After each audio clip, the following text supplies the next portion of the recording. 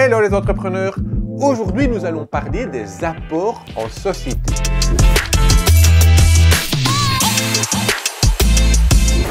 Vous le savez peut-être, la loi a changé et vous pouvez démarrer une activité sans apporter de capitaux numéraires, sans apporter nécessairement de cash. Vous pouvez donc apporter trois choses.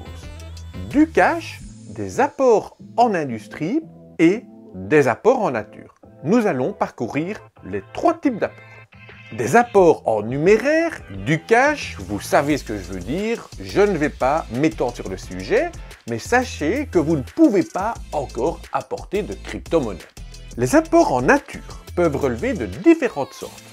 Des droits intellectuels comme une marque ou un brevet qui pourront être rémunérés en actions de capital, des prestations de services, des résultats d'études antérieures, des travaux exécutés par une personne physique qui l'apporte dans une nouvelle société, des droits de jouissance comme la mise à disposition d'une exploitation pour une période donnée, un goodwill, une plus-value sur clientèle apportée à une société par exemple. Les apports en industrie. Ils représentent l'engagement de réaliser des travaux ou des prestations à venir. C'est une sorte d'apport en nature. Ces derniers ne peuvent toutefois pas être rémunérés par des actions en capital car ils sont trop incertains. Ils peuvent par contre être rémunérés par des actions hors capital par des parts bénéficiaires. Ces parts bénéficiaires donnent des avantages divers. Par exemple, une part au bénéfice, un droit de vote, etc.